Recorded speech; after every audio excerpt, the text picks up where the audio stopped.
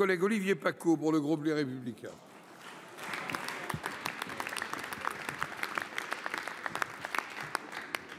Merci, Monsieur le Président. Ma question s'adresse au ministre de l'Intérieur.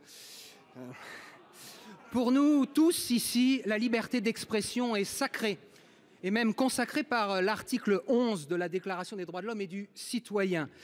Mais au nom de ce droit, on ne peut ni tout dire, ni tout écrire. La République a ses garde-fous, ses anges gardiens législatifs. Or, voici quelques jours, un parti ayant pignon sur rue, pupitre à l'Assemblée, micro ouvert dans tous les médias, a publié une affiche odieuse, directement inspirée de la propagande antisémite nazie, reprenant tous ses codes. Monsieur le ministre, cette affiche n'émanant pas d'un loup solitaire ou d'un déséquilibré, mais d'un parti organisé, braconnant aux confins du champ républicain et multipliant les provocations. Vous venez d'ailleurs d'en être la victime par une autre affiche. Monsieur le ministre, allez-vous saisir la justice devant ces faits inadmissibles et sous le coup de la loi? Pour vous répondre, la parole est au ministre d'État, ministre de l'Intérieur, monsieur Retailleau. Monsieur le Président, Mesdames, Messieurs les sénateurs, Monsieur le sénateur Olivier Paccaud, j'ai vu cette affiche, comme beaucoup d'autres. Elle représentait deux animateurs, Monsieur Cyril Hanouna et Pascal Praud. Cette affiche avec clairement des relents antisémites. Elle a été très vite retirée, certes, mais qui s'est excusé? J'ai entendu quelques voix, mais qui dans ce parti que vous avez pointé, qui est représenté à la nationale, qui s'est excusé? Aujourd'hui, l'antisémitisme a muté, il revient en force. Hier, aujourd'hui encore sans doute, il était le fait de l'extrême droite. Aujourd'hui, c'est résiduel.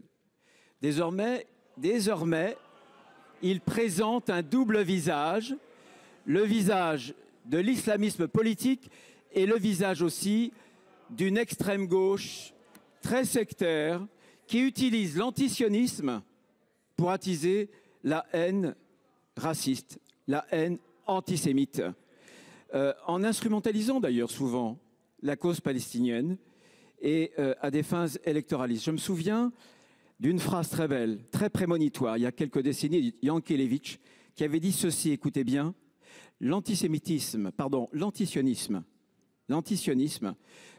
est une incroyable aubaine parce qu'il nous donne la permission d'être antisémites au nom de la démocratie. C'était il y a quelques années. Et pourtant, aujourd'hui, on voit que cela arrive. Jamais je ne céderai. Ce parti a aussi déposé à l'Assemblée nationale une PPL pour abroger, vous vous rendez compte, le délit pour apologie du terrorisme. Je ne céderai jamais. À chaque fois que cette ligne est dépassée, j'ai signalé à l'autorité judiciaire. C'est important dans la mesure où je pense que cette violence, ces outrances et surtout cet antisémitisme, en réalité, ça n'est pas qu'un poison, ça n'est pas qu'un poison, c'est une trahison, la trahison de l'idéal républicain, la trahison de ce qu'est pour moi la fraternité française, une fraternité civique et certainement pas religieuse. Monsieur Paccaud. Merci, Monsieur le Ministre.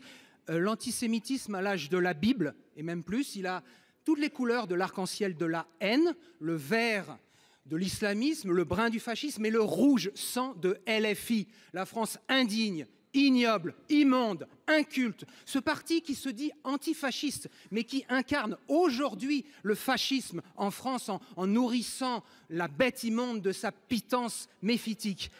Chers collègues de gauche, je vous ai entendu, mais réveillez-vous, vous qui êtes républicains, brisez vos chaînes de la soumission électorale à LFI. Amis républicains, faisons fi de LFI.